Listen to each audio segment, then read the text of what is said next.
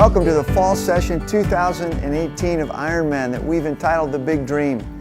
Imagine with me for a minute that you're tasked with reorienting the whole course of human history and to confront the forces of evil that exist not only in the culture at large, but within the heart of men. And that you're going to face opposition. You have a limited amount of time to set this whole movement into action. I mean, what would you do first? I mean, what kind of team would you choose? How would you go about forming them? I mean, what would you kind of communicate to them so they don't lose heart? These are the kinds of things that we're going to speak about this fall at Ironmen. Because one thing is certain, some things are going on in the world that we often don't have eyes to see. And that's what we want to spend some time this fall talking about together, having eyes to see the big dream, the hope for humanity. And I hope that you'll be a part of it with us.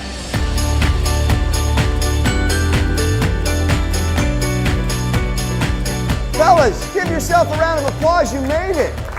Whoa, this is really fun. Hey, we're going to have a great night tonight. I want to welcome all of you guys to the first session of the Fall Ironman that we've entitled Big Dream. We'll tell you more about that in just a little bit. But let me tell you a little bit about how this thing got going. A number of years ago, my life got turned around, and there's a gentleman in my life by the name of Chuck Reinhold. You'll hear more about Chuck as the weeks go on, but he asked me this question that's just been one of the greatest gifts to me in my life. And here's the question. You guys ready? Are you sure you're ready? Here it is. The question was, who are your men?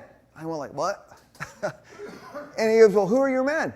And the question really meant this, is that your life, inherent in that question is to not be limited to you. That you're not here just for you. You haven't started this faith journey just for you. That you actually have the capacity to impact some other people. So who are the guys that you're thinking about impacting? So over the years, this has just been a little thing that I've kind of just done because of Chuck. I've just tried to gather little groups of guys, literally over the last 40 years. Well, there was a number of years ago, probably 15 at least, I get this kind of mixed up, but I was helping out here at Grace, and I'd been doing this already with some guys. I was meeting with the young adults here, and I got this thought. I thought, who are my guys? Like, I wonder if I went to 7 or 8 of these young career guys just getting their lives going, their marriages, if they'd want to meet. And so I asked all of them, and guess what they all said? They all said yes. And then I thought, bummer, what are we going to do now? And so I literally didn't do anything. And one of them, a guy named Brent Pohl, came up to me and he goes, hey, Goody, you asked us to meet. Like, are we going to get together or not? So we went and met at that fine institution down the street down here that's now no longer there, Bob Evans. And we met there for every other Friday for 2.5 years, about 8 or 9 young men. And we just met together. And it was tremendous, the stuff that we had a chance to do together. And then after that, I thought, well, gosh, these guys are kind of moving on a little bit. I wonder if I got 11 guys and we'd meet every week instead of every other week. We meet every week and we'd up the ante a little bit. So I asked 11 other guys and they all said yes. So we met for a year. Next year, we had 18 guys and had 2 groups. Next year, had 14 guys. And we were just meeting in a back room here at Grace, and that's when Danny O'Brien and Ben Abel came to me and they said, hey, dude, no more backroom meetings. You got to open this up. I go, why are we going to do that? Nobody's going to come. And they go, well, no, people will come. I go, no, I don't think anybody's going to come. And they go, well, you're going to have to figure it out because you need to quit meeting in the back room, and we're kind of committed together. You need to open this up. So I guess about 7 years together on a Thursday morning at 6:15 in this room, we had 120 guys show up. And the crazy thing is they didn't just come for 1 week. And they kept coming. And we did these sessions. And then a couple guys came who weren't there and they said, hey, listen, like I really want to come, but I ain't getting up early, dude. Like I'm just not a morning guy. So I'd like to come. Or work is just prohibitive. My job just makes it impossible. So we started a Monday night group and here we are. But let me tell you why we did it. The reason this thing is called Ironman is not because anybody's going to be running a race. So you can relax if you're worried about that. But here's what I know about the Ironman. It is an endurance race. It's 140.6 miles in one day, but here's the deal. It's one day. You and I are all running a race, and it's more than a day. You get to do it one day at a time, but for some of us, it could be 60, 70, 80 years or more. I don't know, but here's what I do know. The longer I live, here's what I've realized, that most people just live their lives. They rarely consider the lives that they're living. They just live. And then they get to a stage of their life where it's like, oh man, how'd I get here? How'd that happen? It's like, dude, your life has been knocking on that door for years. You just didn't pay attention. So here's one of the things we're trying to do here. In Ironman, we're trying to do a couple of things. And one is we're just trying to restore hearts. You know, whether you agree with it or believe it, that's okay wherever you're at in your journey. This is not like an all-star team. We are just human beings here together. When guys walk in here, this isn't about where you work, how much you make, or where you live. We're a group of men who I hope are trying to get better at this gift called life. And one of the things I do know is the person of Jesus Christ said this, that everything we do comes from a deeper place in our heart. It's used over 880 times in the Scriptures. And so we want to spend some time with that. How many of you, if I said what comes out of your mouth is impacted by your heart? How you react to situations comes out of your heart. But we don't understand it very well, so we want to spend some time restoring it. We want to catalyze some friendships. Over the years, some men in this room have become phenomenal friends for one another. Just real quickly, but a good brother who comes on Thursday morning, Ron Morley. Ron had a horrific accident almost a month ago. He was cutting his grass and had too long of a story, but he ended up having a peg literally go over 8 to 9 inches up into his thigh and severed an artery. He's lucky to be alive. I mean, men are now going to see Ron because of these friendships formed here and caring about Ron and his family. This is why we're around tables. So I want to encourage you to stay in these tables as best you can so you can get to know some guys and know stories. This isn't a place to share how much of an all-star we are. It's a place to just be real. And change happens. And then we want to consider, what can we do in this world? How can it be a little bit better and different because we're taking up some space on it? Does it sound like a deal? We're going to get after this thing. And we're going to have a ton of fun. We're going to spend some time really thinking not just about the fact that I'm alive, but to consider the life I'm actually living.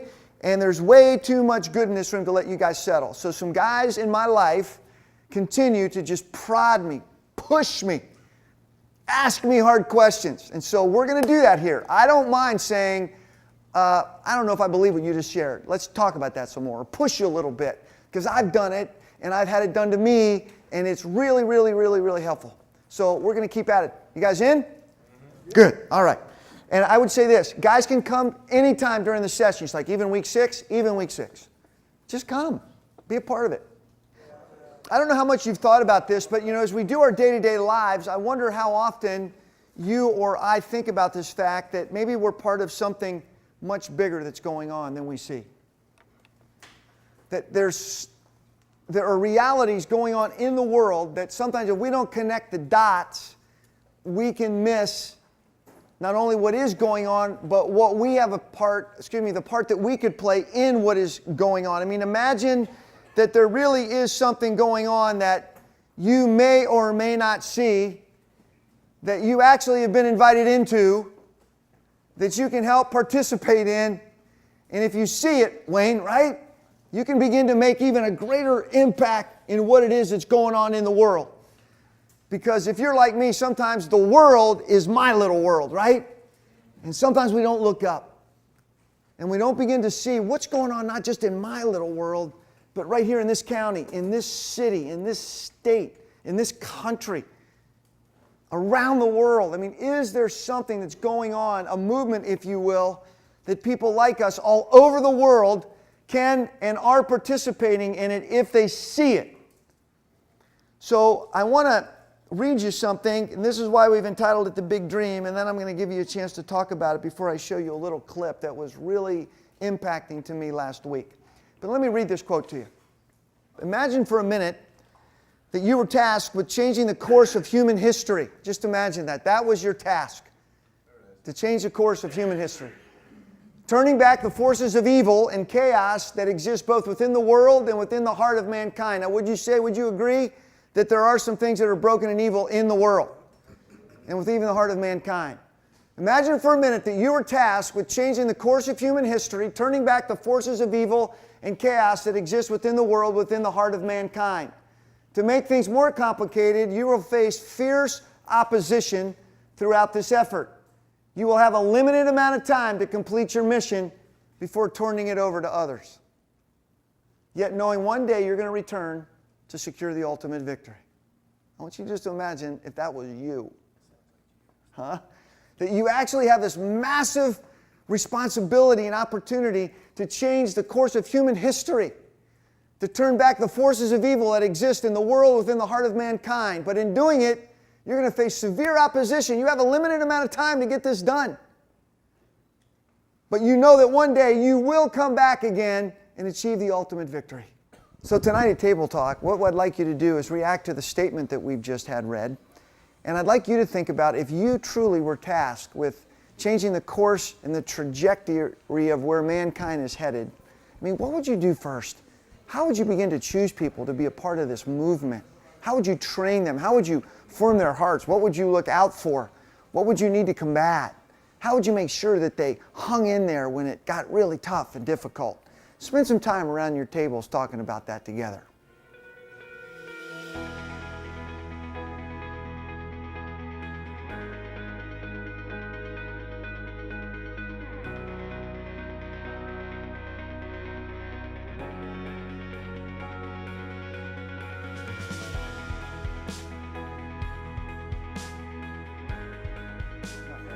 Hey, let's do this.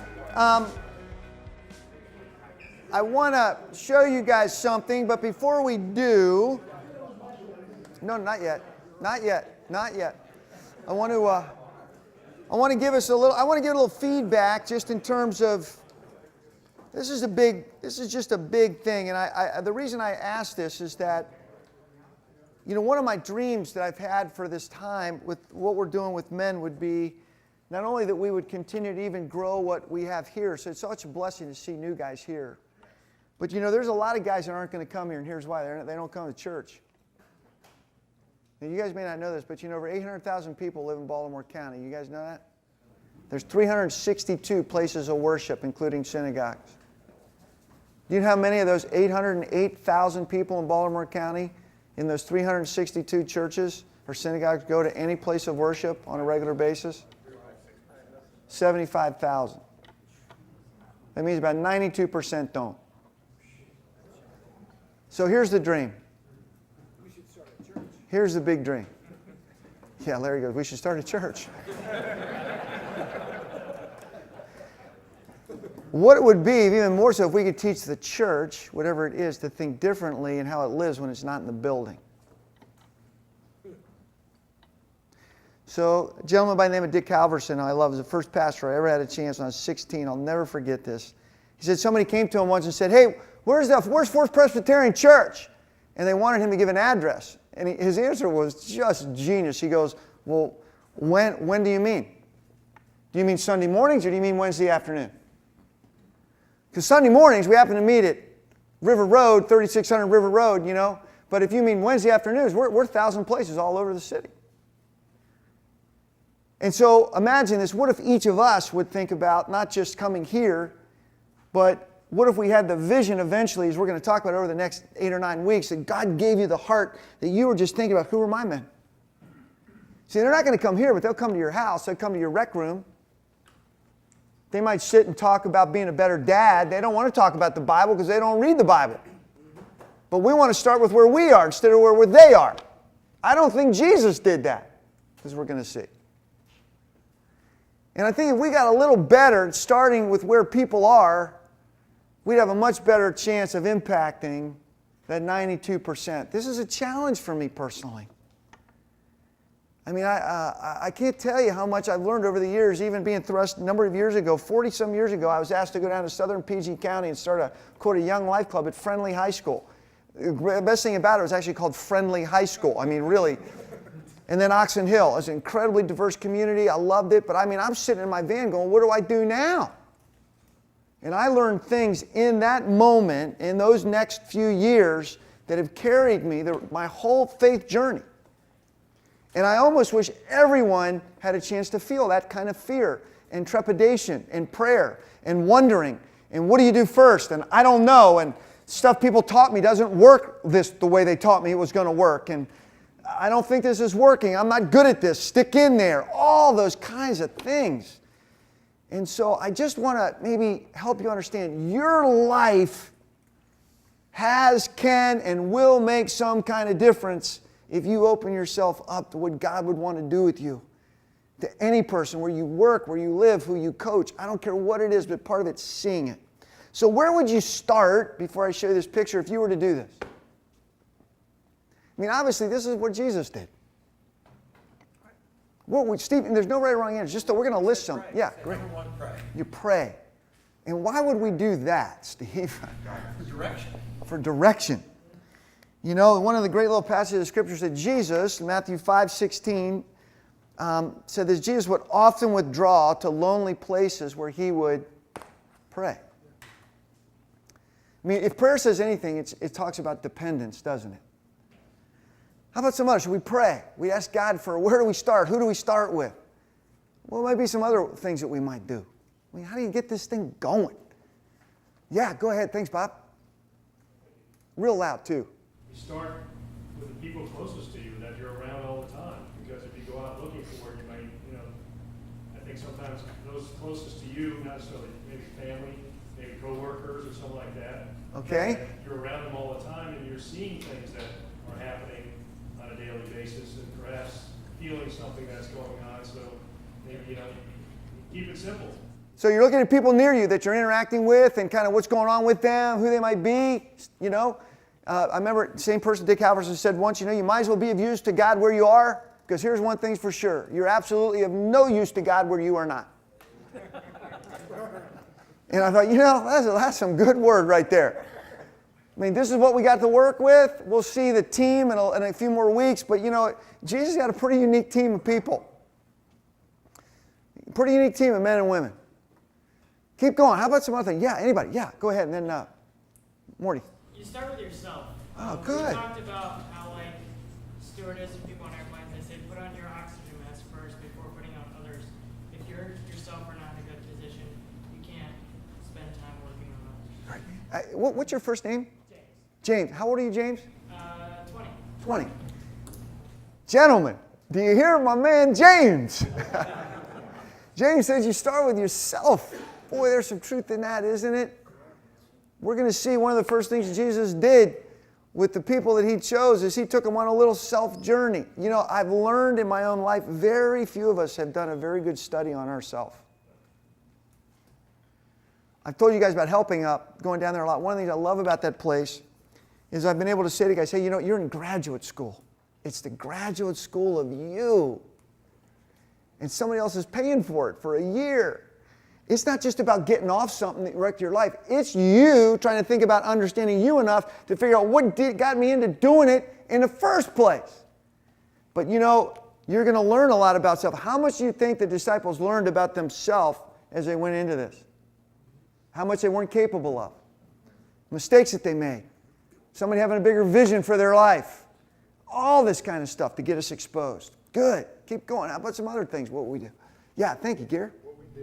Real loud, Gary. What we did, we took an exam for coaching. Okay. And as coach, as a football coach, we had 50, 60 men. Yep. How do you make them act as one? How do you do that? What kind of things you did to get everybody in sync? They were all different. They were all different backgrounds. They were all everything, nothing was the same, but you had to make them come together, which is the same thing Jesus had to do. Did you guys come up with some things to do that? Did you come up, besides the coaching vision, did you come up with a thing or two, George? One thing was to set some firm rules and campaigns that are non-negotiable. Okay. Some structure? Okay. We'll talk about that. You think, was Jesus' structure rigid or loose? We'll talk about that. Sometimes it seemed a little loose. Sometimes it seemed a little structured. Sometimes it seemed a little bit easy. Sometimes he was really direct. One of the things you're going to understand building this team, it's a lot more of an art than a science. One thing, if you ever saw, one of my favorite movies of all time is Remember the Titans, and it took back at T.C. Williams High School in Virginia, and I used to live near there. And an era when they took this, they had a bunch of African-American football players and white guys, and they were a good team, but they knew that Coach Denzel Washington, if you haven't seen it, one clip is worth the whole movie when he makes these guys go on a run on the battlefield to Gettysburg and takes them down to a graveyard and does this 2-minute speech that's just amazing. But he basically is calling from the depths of the hearts of these young men, regardless of their skin color, this vision that they can join in on that's going to call the best out of all of them and make them something they can't become alone. And when these guys respond to this, but the coach sets the vision, and it's compelling. It's pretty profound. How about one more, and then I want to show you a clip. This is really good. Morty, you were going to say something, then we'll go over here. Yeah, thank you. I was just saying with them, but you just gotta come in unison with your mission, like, you know, what's your purpose, and have everyone on board. I got like a Navy SEAL team, you know, they get their orders, but they have a mission, they have a plan.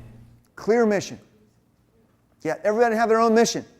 We got a clear mission, what we're trying to do. In fact, at one point, we'll see in John 6, Jesus said, hey, do you guys want to leave too? A lot of other people are leaving. You guys want to leave? It's a good time to get off the train if you want to leave. I mean, that's crazy. The very guys you recruit, you're saying you guys want to leave. And we got to start this whole thing over, because here's it. We got a limited amount of time to change the trajectory of things.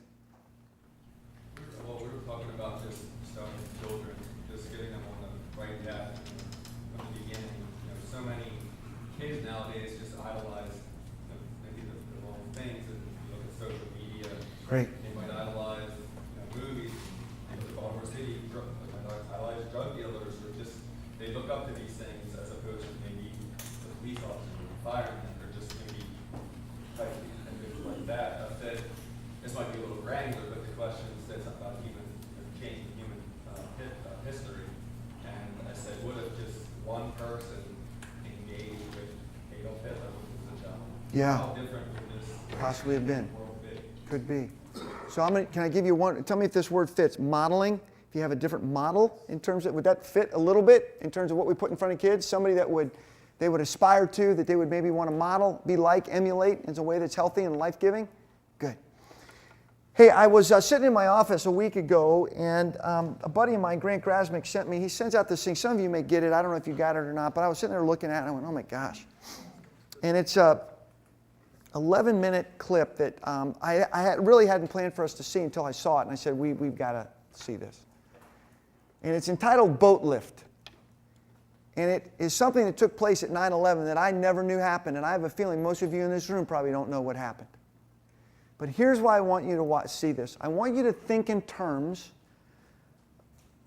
of what we get to do in the world if we thought this way about where the state of things in the world, and that we have a chance to participate in something grand and amazing like these people did. What could happen if this reality got into us a bit more, and it wasn't a have to, it's a get to? And just consider this and try to translate it, if you will, into the kinds of things we're talking about here, about his mission. And then we'll look at something else. Take a look.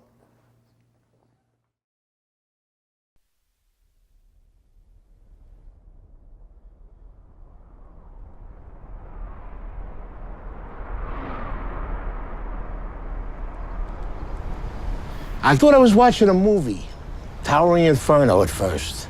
And then I looked real close, and I noticed it was the World Trade Center. I was compelled, because I'm a type of person that can't stand by and watch other people suffer. And to me, they were suffering. They wanted to get off the island. And there was no way for them to get off the island other than the water. And I had noticed when I was watching the television, I saw a lot of the ferries going up into the slips and taking people off. I said, fine, we could do the same thing. I could take people on my boat, get in there, take them where they have to go. And that's what we did.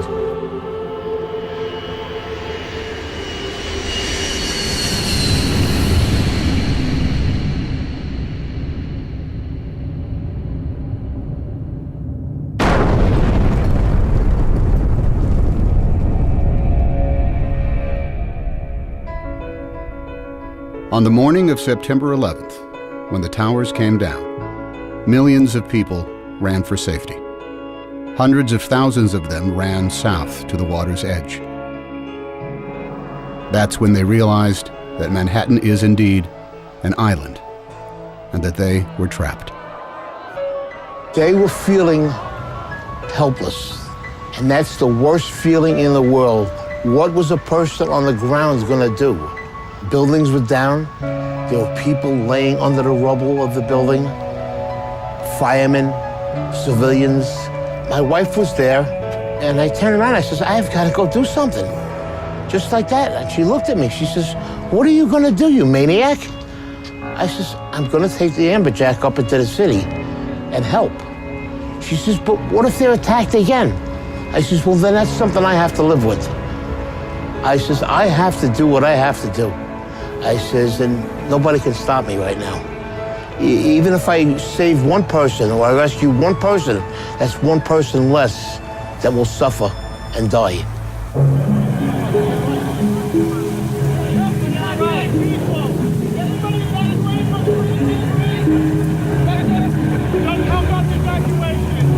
They were trying to evacuate Manhattan because nobody knew what was going on. You know, you didn't know if something else was going to happen. It was just a madness on one side and wanting to help people on the other side. They were just streaming out of the buildings, and the first mode of transportation they saw was a ferry boat. That's when they knew, this is how I'm getting out of here. So they didn't even care where the boat was going. There wasn't panic in New York in the beginning, just volume. It wasn't until the first building fell that there was panic.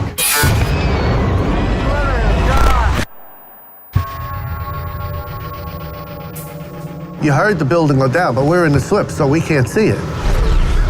That's when we started letting go, and then all of a sudden, engulfed. You couldn't see anything.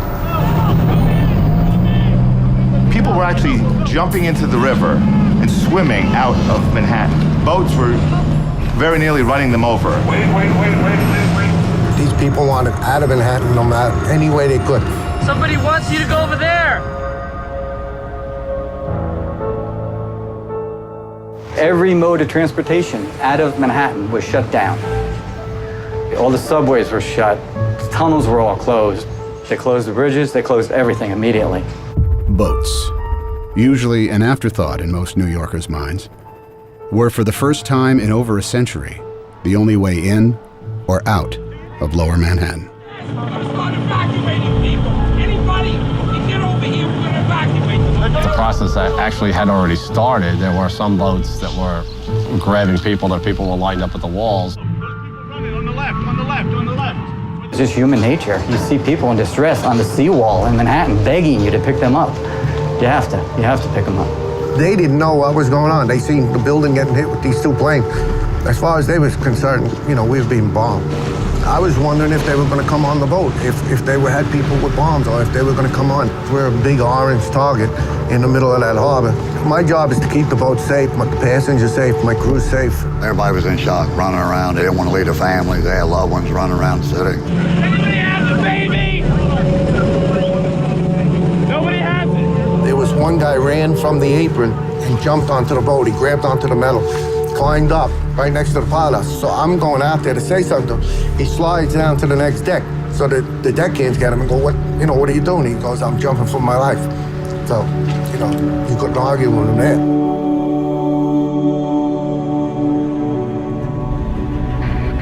There was a small boat that was at the lower tip of Manhattan. I thought the boat was going to flip over because so many people were trying to get on. And as I looked behind, they were just 10 deep. And that's kind of what gave us the idea. We decided that this has to get better organized and we better do it, and that's what we did. So we decided to make the call on the radio. All available boats. This is the United States Coast Guard aboard the pilot boat in New York. Anyone want to help with the evacuation of Lower Manhattan, report to Governor's Island. When that call came on the radio, they were coming. I was uncertain of who was going to respond. About 15, 20 minutes later, there are just boats all across the horizon. Literally 100 targets converging on the lower part of Manhattan. When we came out of that dust cloud, tugboats, I'd never seen so many tugboats all at once. There was just like a fleet of tugboats headed to Manhattan. If it floated and it could get there, it got there. All different size, shapes, and forms. And they were zooming across this water. Ferries, private boats, party boats. I worked on the water for 28 years. I've never seen that many boats come together at one time that fast. One radio call and it just came together just that fast.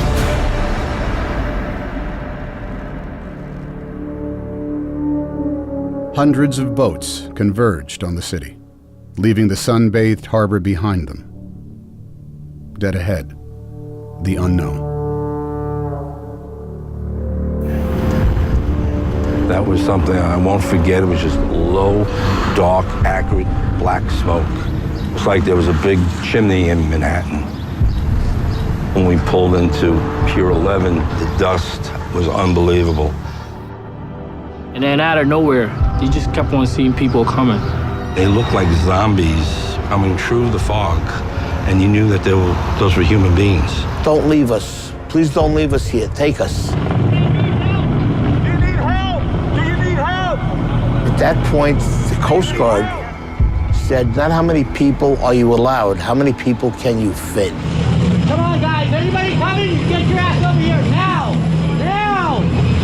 Come on. Boats started hanging, literally would take a bedsheet off a bunk and a can of spray paint and paint their destination on.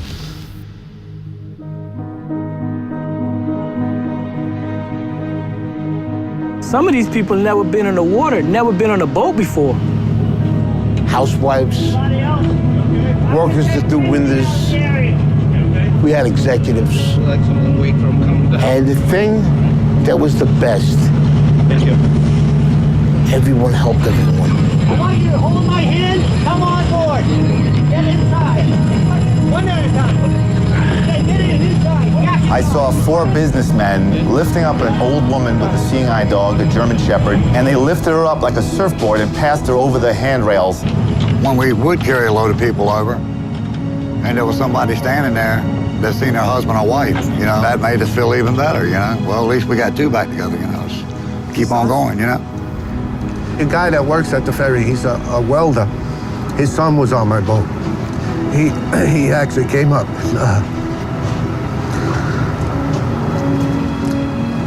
He thanked me. We went back and forth all day long, carrying boatloads, as many as our boat would hold. And it was a lot of people. A lot of people. You couldn't have planned nothing to happen that fast, that quick. No training. This was just people doing what they had to do that day. You forget all about what you're supposed to do, what they teach you in school, and you say, you know what? Morally, this is the right way to go, and deep down, this is what I'm gonna do. Average people, they stepped up, and when they needed to, they showed me, you know, when the American people need to come together and pull together, they will do it. I do feel a way honored that I was a part of it. That was the greatest thing I ever did with my life. The greatest day that I've ever seen in all my boating, I mean, my life on the water. The Great Boat Lift of 9/11 became the largest sea evacuation in history. Larger than the evacuation of Dunkirk in World War II, where 339,000 British and French soldiers were rescued over the course of 9 days. On 9/11, nearly 500,000 civilians were rescued from Manhattan by boat. It took less than 9 hours.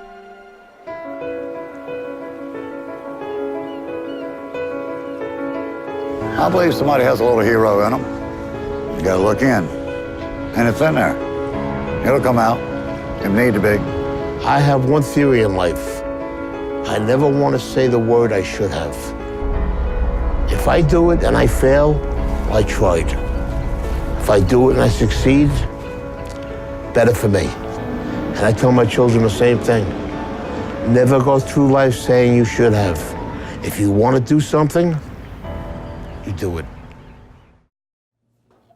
Pretty intense, huh? Did you guys know that even took place? No. How could something like that happen and we never know about it? Let me ask you this. Do you think that the boat guys who were rescued, or were a part of the rescue, do you think they care that we don't know about it? I don't think they give a rip. Why don't you think they care? It's not what they did it for. That's not what they did it for. You think they're glad they were a part of it? I mean, I'm asking obvious questions for a reason. It changed their life, right? You know, one of my favorite lines is right in the beginning. He goes, you know, I just use my boat. I just have a boat. I just have a boat. Do you ever look at times and go, man, if I was just more like that guy, if If I was just more like them, then God would use me a lot more. If I just had my act more together, if I just knew more people, if I wasn't such a screw up, if I didn't have all this in my past, if I wasn't dealing with this right now, then God could. Did you guys ever take a look at who Jesus actually chose early on to be on the team? They were some messed up people. Honestly. And I just feel like, man, what could happen if something greater than our screw-ups or our limitations or whatever got a hold of our hearts? I mean, did you hear these guys? You didn't have any training, right? Like, what made them go do this? Literally, I mean, what made them go do what they did? There was an instinctual reality, but instinct regarding what? Desire to help. Their desire to help. There were people dying. They needed help.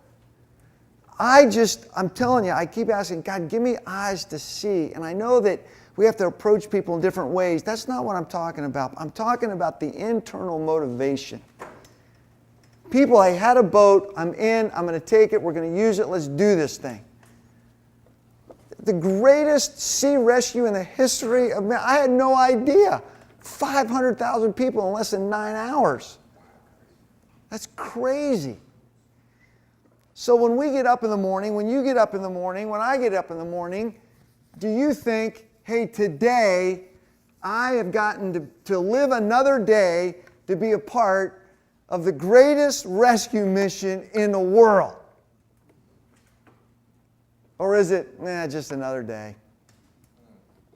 Another day at the office, another day taking kids to school, fighting stinking traffic, paying bills, Ravens lose again, Orioles, so the Redskins. Hey, you know what I mean? Like, you're just thinking some of these little things that capture us, and I get some of that, but I want to be more like that. I don't want to have just catastrophic things if my eyes could see.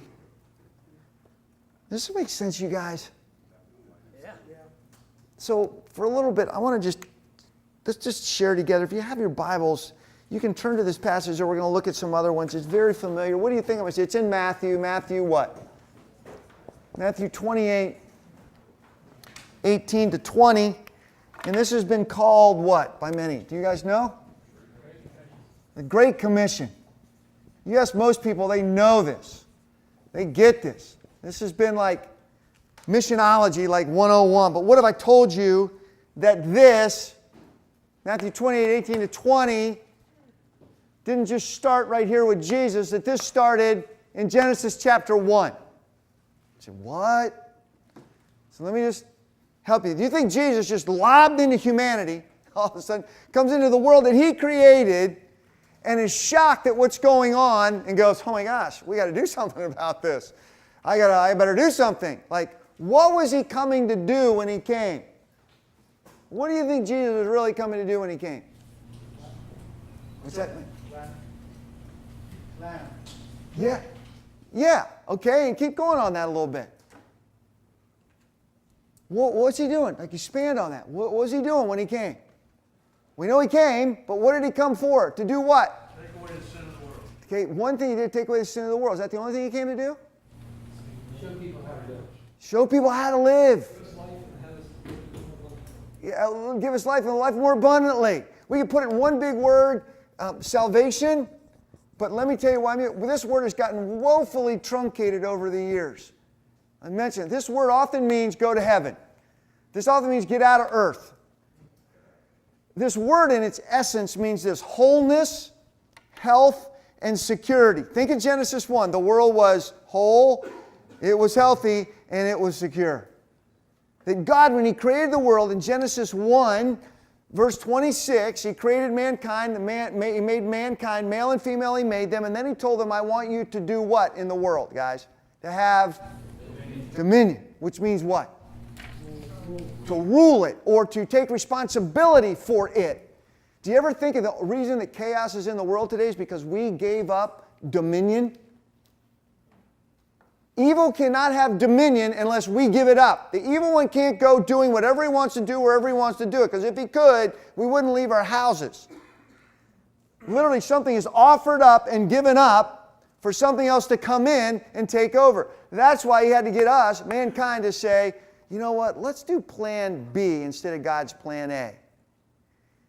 But the vision is that God, he gave a creational mandate before he ever gave a Great Commission. We talked about this a while back, and it's up on the board, I think, isn't it? Yeah, creational mandate. I'm not going to write all this down. And in that, God said, I want you to have dominion, to develop my undeveloped world, to rule it, to enjoy it, but do it in response to me. And when we said no, all havoc. But God never quit that. He never aborted plan A because we came up with plan B.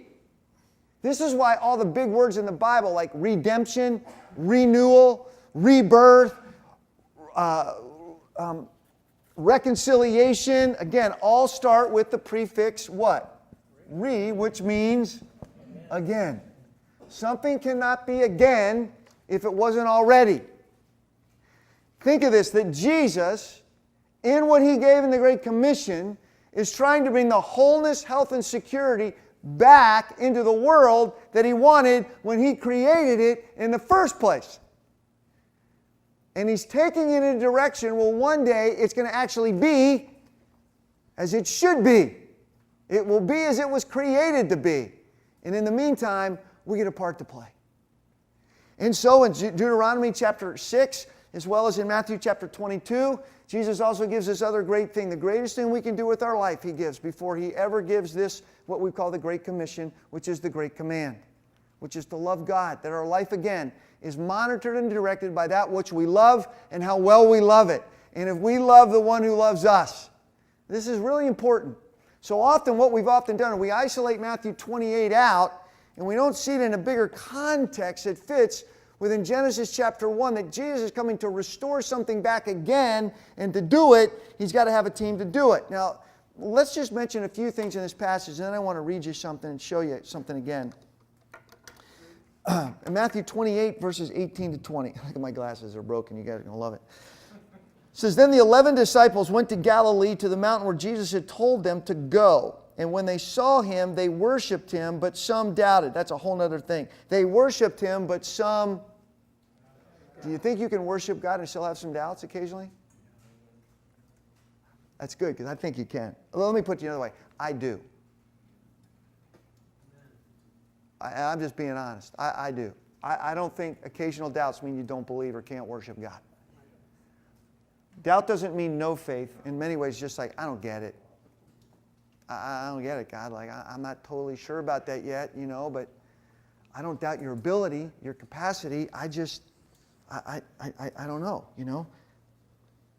Then Jesus came to them and said, all authority, listen to the alls here, all authority in heaven and on earth has been given to me. Therefore, go and make disciples of how many nations?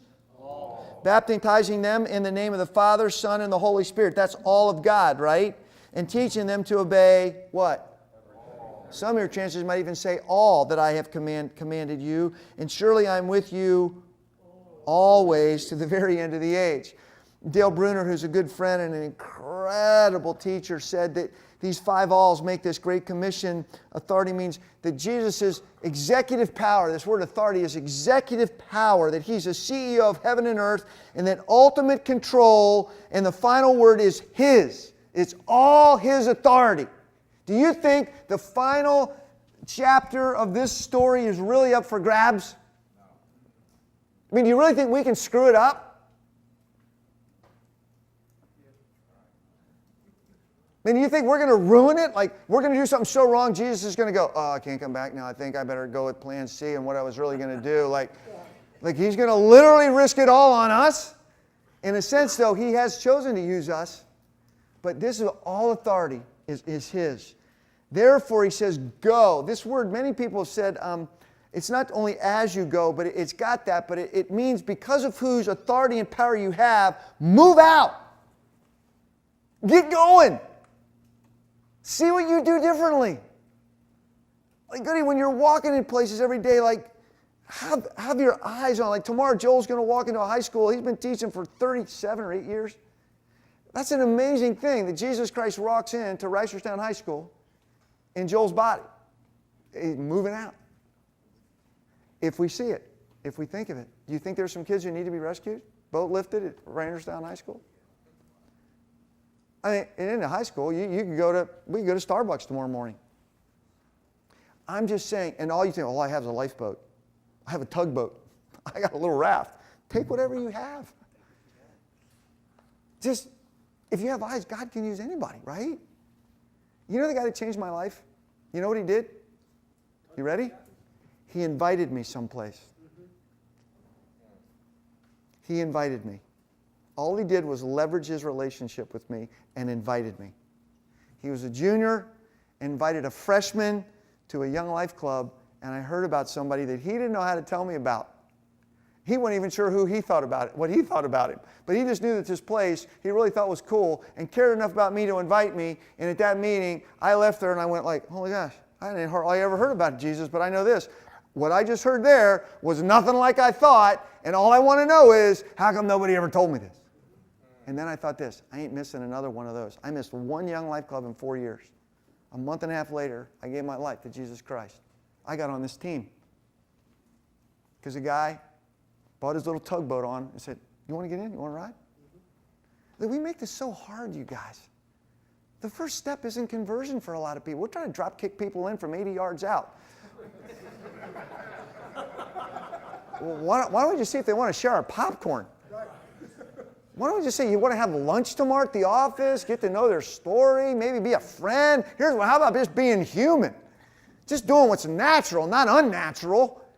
I mean, if you got to be weird to share the Lord, then it's weird for everybody. It shouldn't be weird. We're going to learn. Sharing Christ isn't learning help people how to integrate Jesus into their life. It's helping people understand how he explains life. God's always previous in the creational mandate. He's the only thing that helps people make sense of it. And then he goes, go make disciples. Go make disciples. Man, we're going to talk about that word next week, but boy, that's a big word. Here's the word it means, though. It's a slow word. It's slow. Meaning you educate, you model, you mentor. Inherent in that word is a process over time. It's not a transaction. It's not something you do fast. Experience is a classroom. How many years did Jesus take to get this into people? How many? 3. And at the end of Luke 22, they all bailed on him. There was nobody around when it was time to take the ball across the end zone. Yeah, it does sound like the Redskins. I'm just saying, this is huge. But here's the point. Something did get deposited that needed to be reactivated. And I would even say this. I think their failure was a part of their being a student in the process of learning. See, we're going to learn this stuff. And to do it of all nations, God's arms are wide. And when you baptize them, this isn't a precondition for salvation, but it is a thing where people understand I'm under new management. We want to identify them with the very person and name and reality of God. How many of you have ever been baptized? It's pretty powerful, isn't it? I mean, there is something when you do it. It's like, you know what? I just think I changed addresses. Like, I've publicly said something that now I ain't hiding anymore. Right? And we could go on just teaching them to observe. Like, there's a little sheet out there I called Bold Steps. And here's why I did that. I started thinking, here's how I know how I've grown the most, is when I've actually taken what I think I said I believed and I actually put feet to it. So let me put it another way. How many of you think you're going to know God better by being here tonight or actually doing something you learned tonight and putting it in action? What do you think, Frank? Figure out a place to invite him. Place to invite him, taking actual steps, right? So literally, I wrote down like just 10 things. You guys come up with 50 more. I just wrote down 10 that I think would be challenges if you just picked one. Maybe there's a table. Maybe 2 of you at the table go, okay, look, dude, let's just pick one of these on this list and let's do it this week. Call each other midweek, see if we did it. And I'm thinking, doing it only as unto the Lord. I'll give you an example. So the other day, I'm out cutting my grass. Oh, man. And I'm literally get this idea that I need to go do something. And one of them on the list is do something that's going to completely inconvenience you and make your life a little more difficult, but do it as unto the Lord for somebody else. Do something that's going to inconvenience you and make your life a little more difficult. So while I'm cutting my grass, I get this idea. And in my mind, this is to me, and I'm going like, no, dude, I don't really need it. That's not that big a deal. I don't need to do that. And they go like, well, you just wrote this list. I mean, I'm talking to myself in this, okay? And I just wrote this list. And I go, yeah, but, that's the list. Like, I don't have to do that. I mean, I'll pick another one. It's a little less inconvenient. And then it's like inside my mind, I'm going, are you kidding me? Like, dude, you can't ask these guys to do this if you're not doing it. So I went and did it. Well, then another one happened the very next day. I'm like, really, 2? I only said do 1. So I did it again. So I went, man, this is serious stuff. But both of them, when it was done, let me ask you, do you think I was glad or unhappy that I did? I was completely glad. It was so life-changing for me. And here's what I realized again. I'm still pretty selfish. I still like life to work for me. Like, I don't like anybody shaking the boat too much. I like planned inconvenience. These were unplanned, inconvenient times for me. And this isn't a guilt trip. I'm just telling you one of them. Here's another one. Write a note to 3 people this week who've impacted your life and just tell them why. And thank them for showing up. You can get the thing. And maybe pick a couple guys to do it with. And then he says this, and I'm with you always. Like, Jesus is right here with us.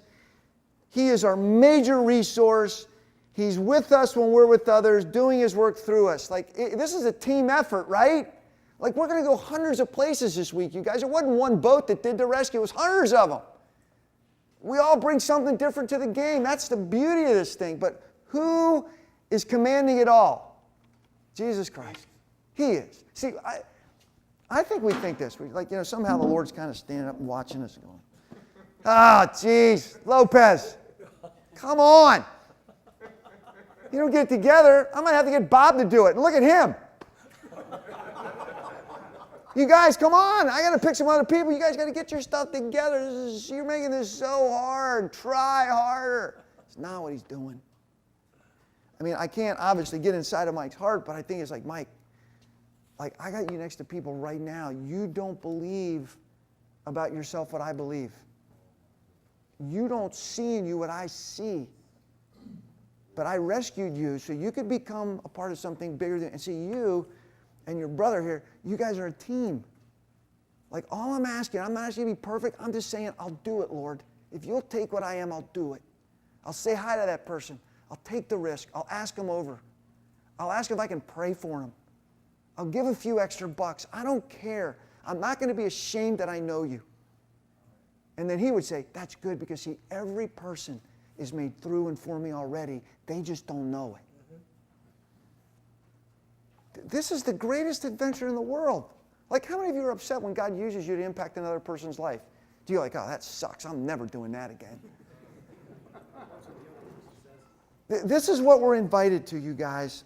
So I want to read you something. But before, let me just draw something real quick. This is replay for some of you, but real quickly, if this is creation,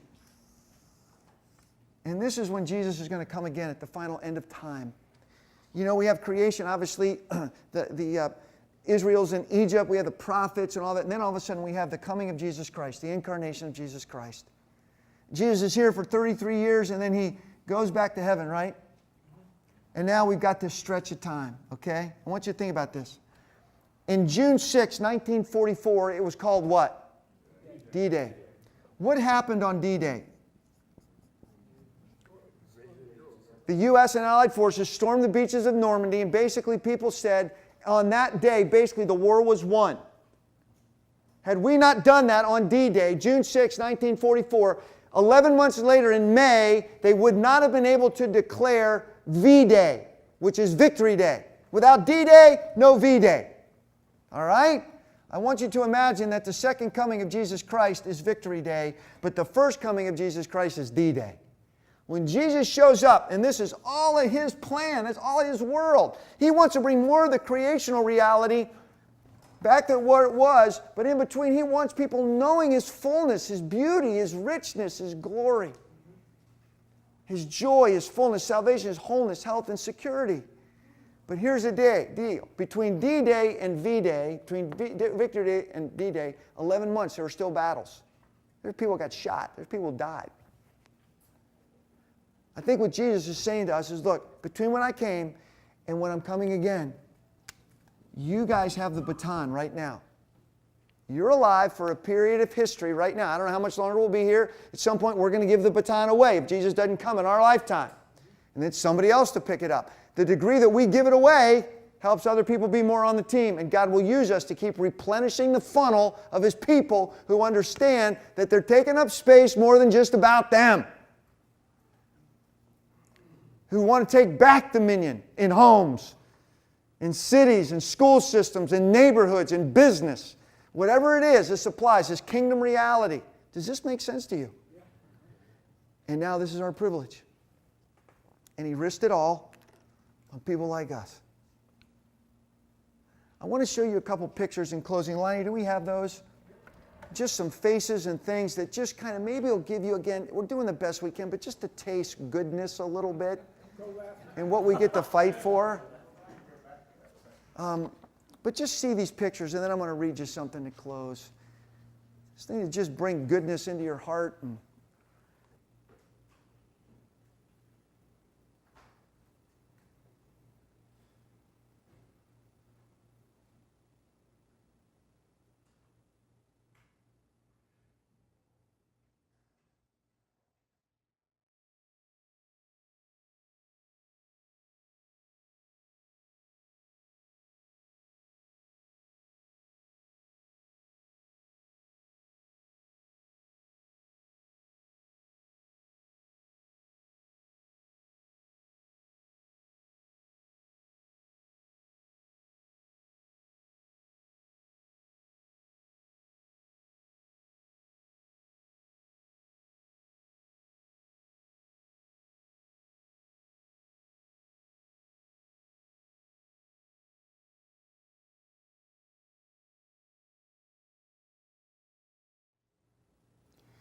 we wanted to show you just a few things that might help you just sense goodness and beauty. And goodness and beauty touching pain. To really begin to understand the goodness of God. I want to read you something. I have one of these cards for every one of you guys. And this is just a gift to have, to maybe look over.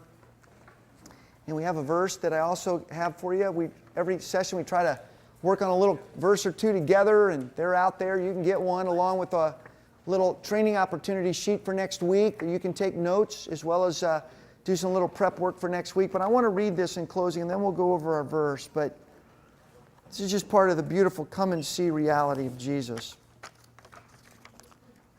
This is by a Quaker scholar and theologian, Elton Trueblood. Some of you may have heard of him, but he offers this picture. And let me just read it quickly. He said, "There's no person in history who has impacted all of mankind more than Jesus of Nazareth. Jesus was deeply concerned for the continuation of His redemptive, reconciling work after the close of His earthly existence, and His chosen method was the formation of a small band of committed friends. He did not form an army or establish a headquarters or even write a book. What He did, though, was collect a few very common men and women and inspire them with the sense of His spirit and vision and build their lives into an intensive fellowship of affection and worship and work. One of the truly shocking passages of the gospel is that in which Jesus indicates there's absolutely no substitute for the tiny, loving, caring, reconciling society. If this fails, he suggests, all is failure, and there is no other way. He told the little bedraggled fellowship that they were actually the salt of the earth, and that if this salt should fail, there would be no adequate preservative at all. He was staking all on one throw. What we need is not intellectual theorizing or even preaching, but a demonstration. One of the most powerful ways of turning people's loyalty to Christ is by loving others with the great love of God. We cannot revive faith by argument, but we might catch the imagination of puzzled men and women by an exhibition of a fellowship so intensely alive that every thoughtful person would be forced to respect it. If there should emerge in our day such a fellowship, wholly without artificiality and free from the dead hand of the past, it would be an exciting event of momentous importance. A society of genuine loving souls, set free from the self-seeking struggle for personal prestige and from all unreality, would be something utterly priceless and powerful, and a wise person would travel any distance to join it. Brothers, I just think of what a band of men and women can do when we really get a sense that somebody's doing something in the world and he wants us to be a part of it. Then no day is just another day. And so we're going to talk over these next weeks, how did Jesus form this team to do what they did, and how might we get on their heels and learn more how to be about it? Amen? Amen. Amen. Well, let's do this. Before we break down the room, if you would mind helping with that, I would say this. If there's any of you who might be willing to help clean up over that right afterwards, that would be great. Just need a couple. And if anyone would be able to come even early to make coffee, if you would be willing to do that, even half hour early, I'll show you how to do it. If you can't, I'll do it. But if you can, that'd be great. Just let me know afterwards. But let's stand and we'll do our verses, all right? These will be something you're going to know and you're going to have. Matthew 4:19, let's start with that. Come, follow me, Jesus said, and I will make out fish for people. And the things you have heard from me, say in the presence of many witnesses, and trust to reliable people who will also be qualified to teach others. These are two verses I hope you'll meditate on quite a bit. So next week, what we want to do is spend some time talking about a very simple but tremendous word that often gets misused, or even I think misunderstood because of its familiarity, which is the word disciple or discipleship. In fact, that word itself is something more we came up with than Jesus ever used. But the word disciples is used in the Scriptures. Spend some time thinking this week about what does that word mean? What's deep down in that word? If you have some time, take a look at Hosea chapter 6, verse 6, and 1 Thessalonians chapter 2, verses 6 through 9, and think about some of the things that might go into shaping the heart of another person. And finally, if you can, spend some time thinking about someone that impacted your life. Maybe somebody that, quote, spent time discipling you, and what was it that they did? How did they react with you? What was the tenor of the relationship? Why was it so impactful? Spend some time giving that some thought this week, because we're going to unpack it a little bit more in our next time together.